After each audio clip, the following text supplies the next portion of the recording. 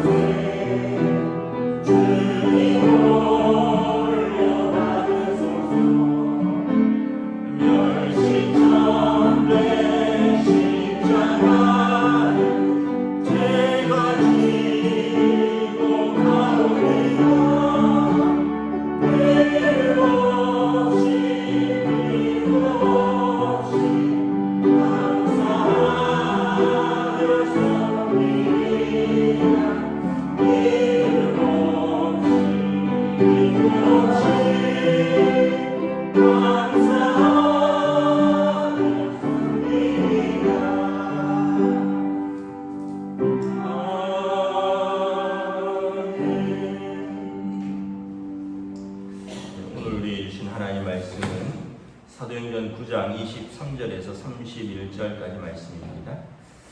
사도행전 9장 23절에서 31절까지 말씀입니다. 다 찾으신 줄 알고 저와 여러분이 한 절씩 교독하겠습니다. 여러 날이 지나며 유대인들이 사울 죽이기를 공모하더니 그 계교가 사울에게 알려지니라. 그들이 그를 죽이려고 밤낮으로 성문까지 지키거늘 그의 제자들이 밤에 사울을 광주리에 담아 성벽에서 달아내리니라. 사울이 예루살렘에 가서 제자들을 사귀고자 하니 다 두려워하여 그가 제자됨을 믿지 아니하니 바나바가 데리고 사도들에게 가서 그가 길에서 어떻게 주를 보았는지와 주께서 그에게 말씀하신 일과 다메섹에서 그가 어떻게 예수의 이름으로 담대히 말하였는지를 전하니라.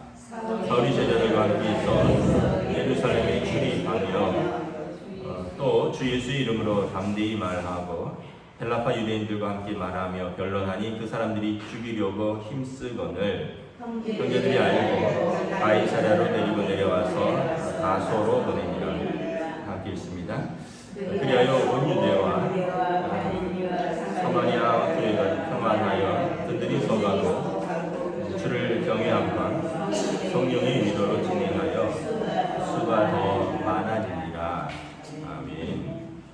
할렐루야. 예, 오늘 또 새날을 주셨습니다.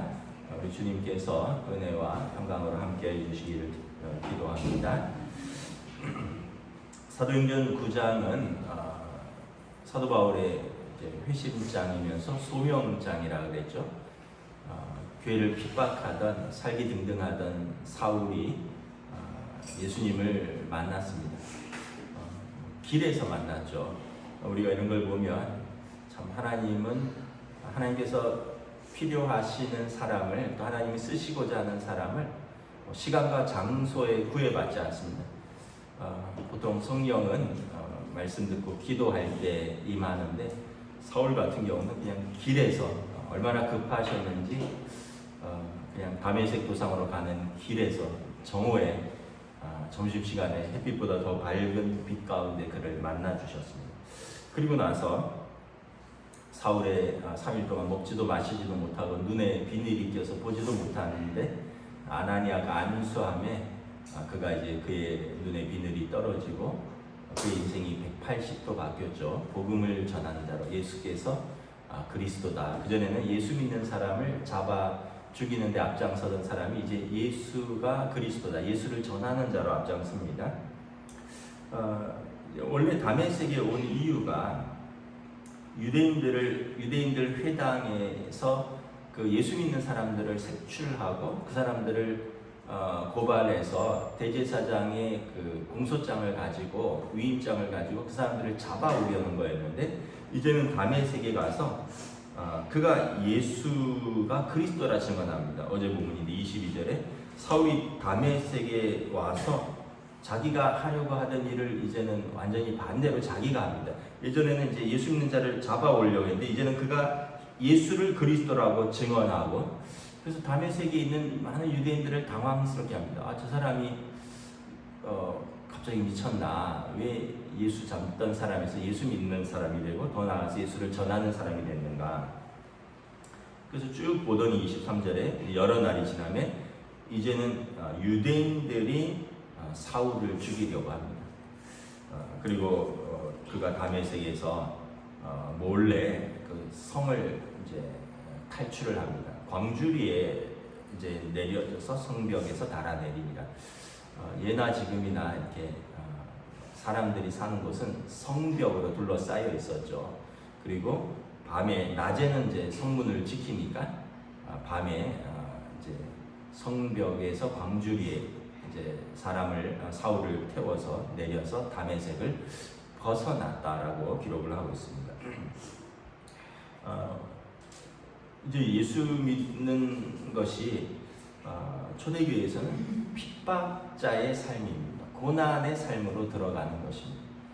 사도 바울도 이제 그 길을 알고 있었죠. 왜냐하면 자신이 예수 믿는 사람들을 핍박이 있었기 때문에 그가 예수님을 만나고 예수님을 믿는다는 것은 고난의 삶, 핍박받는 삶이라는 것을 알았습니다. 왜냐하면 예수님께서도 그러셨거든요. 아나니아에게 그가 내 이름을 위하여 얼마나 고난받아야 할 것을 내가 그에게 보여주었다. 그래서 그 당시에 사도들, 7 집사님들, 또 많은 성도들은 예수를 믿는다는 것, 그리고 예수의 이름으로 세례를 받는다는 것 때문에 고난을 받고 핍박을 받았다는 것입니다. 그런데 여러분, 히브리서 11장에 보면 허다한 사람들이 이것을 기쁨으로 감당했다라고 말합니다. 사도 바울도 디모데에게 주를 위하여 우리가 고난을 받자라고 또 말을 합니다. 또 바울 스스로도 고난받는 것을 마땅히 여기니라라고 말합니다. 히브리서 13장에 보면 히브리서 기자는 이렇게 이야기를 합니다. 예수께서 우리를 위하여 성 밖으로 끌려가서 영문 밖에서 고난을 당하셨으니 우리도 고난을 받으러 영문 밖으로 나아가자. 이것은 선교사들의 모토입니다. 예수께서 우리를 위하여 영문 밖으로, 그러니까 성 밖으로, 예루살렘 거룩한 성 안에서는 사형 집행이 안 되거든요. 골고다로 끌려가셨습니다. 우리를 위하여 예수께서 영문 밖에서 고난을 당하셨습니다. 우리도 주를 위하여 영문 밖으로 나아가자. 그래서 많은 선교사들이 복음을 전하기 위해서 성 밖으로, 국경 밖으로 기꺼이 고난을 감수하면서 나아가는 것입니다. 그래서 여러분 우리 모든 삶에서 마땅히 수고가 있습니다. 또 모든 삶에서 여러분 고난도 있습니다. 여러분 애를 키워도 수고가 있고요, 고난이 있습니다. 여러분 직장 생활을 해도 수고가 있고 또 어려움이 있죠. 그러나 이제 그런 것들은 안 하면 그만이죠. 직장 생활하다 수고하고 고난 받는 거 그럼 뭐 옮기면 그만이고, 뭐 애는 크면은 그만이고. 그런데 이제 예수님 때문에 오해받고 예수님 때문에 고난 받는 것은 이것은 사명이죠. 왜냐하면 죽기까지 이제 그것은 사도들이 또 일곱 집사님들이 초대교회는 성도들이 죽기까지 그것을 감당해야 되는 사명으로 알고 있었습니다. 20절에 보면 26절에 보면 이제 바울 사도가 이제 예루살렘으로 돌아옵니다.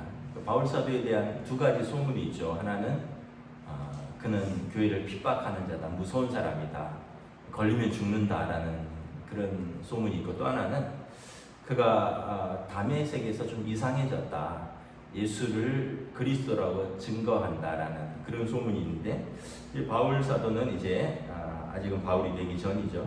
예루살렘에 가서 사도들과 또 예루살렘 성도들과 사귀기를 원합니다. 그런데 26절에 보면 다 두려워서 그가 예수의 제자됨을 믿지 않습니다. 뭐 지금까지 그렇게 교회를 핍박했는데 다메섹에서 며칠 일어난 일로 사람들이 믿기가 쉽지 않겠죠. 그런데 이제 바울은 이제 교회의 일원이 돼서 예루살렘 교회에서 같이 예배도 드리시고 싶고 또 사도들에게 말씀도 듣고 싶고 교제도 하고 싶겠죠. 그래서 아무도 믿지 않는데 이때 한 사람이 나타납니다. 27절에 보면 바나바가 나타납니다. 바나바가 바울 사도를 사도들에게 데리고 갑니다. 그리고 그를 천거합니다. 추천장을 써주는 거죠. 그가 어떻게 길에서 주를 보았는지와 주께서 그에게 말씀하신 일, 그리고 다메섹에서 그가 어떻게 예수를 담대히 전했는지 그것을 그가 이제 증거하고 보증을 합니다. 그리고 나서 이제 제자들과 함께 예루살렘에 출입할 수 있는 길이 열립니다. 바나바는 우리가 사도행전 초기에서 보았지만 별명이 위로자, 착한 사람이다, 이런 별명이 있습니다. 바나바가 초대교회에서 자기 재산을 팔아서 가난한 성도들을 구제하고, 바나바가 있으면 아마 상처받은 사람들은 위로받고 낙심한 사람들은 격려하고 또 물질적으로 궁핍한 이들은 또 도움을 받고 그랬던 것 같습니다. 그래서 원래 그는 바사바라고 하는 요셉입니다. 이름은 요셉인데 사람들이 그의 이름을 부르지 않고 바나바라고 불렀다는 거죠. 그 사람을 보면 착한 사람, 위로의 사람. 오늘 그가 예루살렘 교회 평소에 했던 것이 있기 때문에 바나바의 추천이 이제 사도들에게 이제 이루어지고, 사도들이 바나바의 추천을 듣고 바나바가 추천하면 확실한 사람이다 하고 이제 그를 받아들이는 거죠. 결국은 이제 여러분 사울에게는 초기에 바나바가 굉장히 중요한 역할을 합니다. 나중에 안디옥 교회도 바나바와 같이 파송을 받습니다. 그리고 바나바는 나중에 또 이 10장에 보면 그 바울이 이제 예루살렘에서도 사람들이 믿지 않아요. 29절에 보면 사울이 예수의 이름으로 담대히 말하니까 사람들이 또 죽이려고 합니다. 예루살렘에서 유대인들이 예수 전하는 사람들을 눈을 벌겋게 뜨고 잡아 죽이려고 하는데 사울이 그러니까 이제 사울을 또 죽이려고 하죠. 그래서 그가 다소로 내려갑니다. 자기 고향으로 내려갑니다. 여기서 일정 기간 머무는데 다소로 가서 다시 바울을 불러오는 사람이 있습니다. 그 사람이 역시 바나바입니다. 바나바는 어떤 사람인가? 여러분 이렇게 사람을 위로하고 사람을 세워주고 공동체의 평화를 만드는 사람입니다. 바나바가 만약에 없었다면 예루살렘 교회에서 이 많은 위로와 착한 행실들이 이렇게 힘있게 일어날 수 있었을까? 바나바가 모범이 되었기 때문에 아나니아와 삽비라 같은 사람들도 따라 했었죠. 바나바가 없었다면 사울이 과연 예루살렘에서 자리를 잡을 수 있었을까? 출입할 수 있었을까? 사도들과 교제할 수 있었을까? 바나바가 없었다면 과연 사울이 안디옥 교회의 목회자로 파송받을 수 있었을까? 바나바가 1차 전도여행을 바울과 같이 갑니다. 바나바가 없었다면 사울이 이렇게 물론 이제 하나님께서 쓰시겠다 했으니까 쓰시겠지만 바나바는 사울의 인생에서 초기 그를 천거하고 초기 사역에 있어서 가장 중요한 사람이 되는 것입니다. 그래서 어떤 신학자는 바나바를 사도 중에 한 명이라고도 평가를 하기도 하는데 사도에 대한 기준이 워낙 엄격해서 예수님을 따라다녔고 생전에 예수님을 보고 또 예수님의 죽으심과 예수님의 부활을 직접 목도한 사람이거든요. 바나바가 바울보다 나이가 많았을 것으로 추측이 되기 때문에 어쩌면 바나바도 예수님의 살아계실 때 예수님을 보고 그의 가르침을 받기도 하였고 12사도처럼 직접 부르심을 받지는 않았지만 아마 보고 그의 죽으심과 그의 십자가의 고난과 그의 죽으심과 그의 부활을 보고 이렇게 증거하지 않았느냐 해서 어떤 분들은 이제 바나바까지 사도로 부르기도 하고요. 약간 사도의 폭이 좀 넓어지기도 합니다. 예수님의 동생 야고보도 사도로 보기도 합니다. 12제자 중에는 들어있지 않잖아요. 야고보스를 쓴 예수님의 동생 같은 경우도. 그래서 이렇게 바나바는 사도의 범위에 들어가기도 하는 초대교회 아주 기둥과 같은 중요한 인물이다라는 것입니다. 우리가 다시 한번 이렇게 생각을 해봅니다. 주를 위해서 고난을 받는 것을 바울은 마땅히 여겼다라고 했고요. 또 초대교회 성도들은 마땅히 우리도 주를 위해서 고난을 받으러 가자 이런 표현을 썼다라고 합니다. 우리가 예수 믿는 것을 너무 편안하게만 생각하지는 않는가. 왜냐하면 이 길은 좁은 길인데 좁은 길을 편안하게 생각하면 좀 오해가 있지 않은가. 왜냐하면 예수님께서 많은 사람들이 좁은 길을 찾지 않는다, 넓은 길을 찾는다. 그러니까 우리가 뭔가 예수 믿는 것을 편안한 걸로 생각했다면 넓은 길로 생각을 했다는 거죠. 그런데 예수님께서도 그 길은 좁은 길이고 좁고 협착하여 찾는 사람이 많지 않다 그랬습니다. 그런데 그 길이 생명의 길이고 진리의 길이라 말씀을 하셨고요. 그리고 초기에 12사도와 7 집사님들, 또 바울과 바나바 같은 분들, 그리고 많은 초대교회 성도들은 이 좁은 길을 고난을 기쁘게 마땅히 여기며 그 길을 걸어갔다. 그래서 우리가 주를 위하여 받는 고난에 대해서 우리가 다시 한번 좀 생각을 해봅니다. 우리는 고난 받으면 뭐 내가 이러려고 예수 믿었나, 내가 뭐 이러려고 내가 뭐 교회 다녔나, 고난이 임하면 막 믿음이 막 흔들리는데 초기교회 성도들은 이것을 마땅히 여겼다라는 것이죠. 다시 한번 예수 믿는 것과 또 예수 믿는 삶과 고난을 한번 잘 생각을 해보면 그 고난이 하나님을 더 깊이 만나는 계기가 됩니다. 욥이 말했던 것처럼 하나님에 대해서 귀로 듣기만 하다가 눈으로 보는 깊은 하나님과의 교제 속으로 들어가는 것이죠. 또 하나는 바나바와 같은 사람들이 있어야 된다는 거죠. 항상 바나바처럼 평화를 만드는 사람, 또 착한 사람, 또 그를 통해서 다른 사람을 세워주는 사람.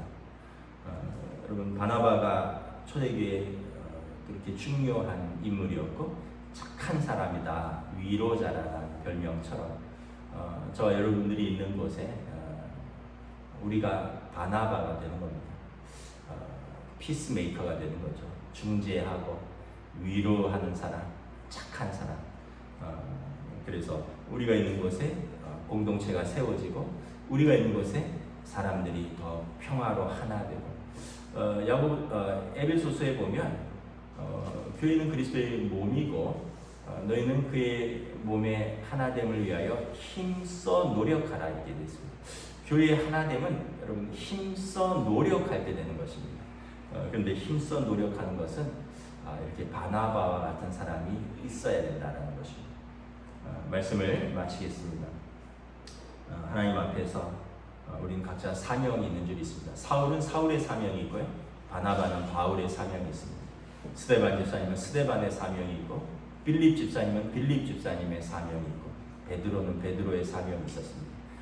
그런데 한결같이 그 사명의 길은 참 아름답고 영광스러운 길인데 막상 현실에서는 고난의 길이었습니다. 저 여러분들이 우리의 사명을 감당할 때 여러분들이나 저나 다 각 가정에서 가정을 세우는 사명이 있고요. 하나님의 교회를 섬기는 사명이 있습니다. 기꺼이 또 고난도 감당하면서 우리의 사명을 아름답게 감당하는 또 그런 귀한 우리들이 될 수 있도록 주님께서 축복해 주시기를 기도합니다. 기도하겠습니다. 하나님의 은혜를 감사합니다. 이제 바울은 이제 핍박자에서 핍박받는 자가 됩니다. 예수께서 그리스도이심을 증거하는 사람들을 잡아 감옥에 넣고 죽이는 사람에서 이제는 그 사람들이 그를 죽이려고 하는 그러나 사울은 이것을 주를 위해 받는 고난을 마땅히 여기니라 말씀했습니다. 또한 성경 곳곳에 우리도 주를 위하여 고난을 받자라고도 말씀을 합니다. 참 초대교회 성도들의 참 하나님을 향한 사랑, 또 예수 그리스도를 향한 사랑, 그리고 복음을 향한 그 열정과 사랑을 바라봅니다. 또한 바나바와 같은 사람들이 있어서 그 공동체의 평화를 유지하고 사랑을 세우고 또 그것이 아름다워지는 것을 바라봅니다. 우리가 그러한 사람이 되기를 원하고 또 우리에게 그러한 바나바 같은 사람들을 허락하여 주시옵소서. 오늘도 우리의 삶의 자리에서 우리의 사명을 믿음으로 감당할 수 있기를 원하오며 우리 주 예수 그리스도의 이름으로 기도드리옵나이다. 아멘. 하늘에 계신 우리 아버지, 아버지의 이름을 거룩하게 하시며 아버지의 나라가 오게 하시며 아버지의 뜻이 하늘에서와 같이 땅에서도 이루어지게 하소서. 오늘 우리에게 일용할 양식을 주시고 우리가 우리에게 잘못한 사람을 용서하여 준 것 같이 우리 죄를 용서하여 주시고 우리를 시험에 빠지지 않게 하시고 악에서 구하소서. 나라와 권능과 영광이 영원히 아버지의 것입니다. 아멘.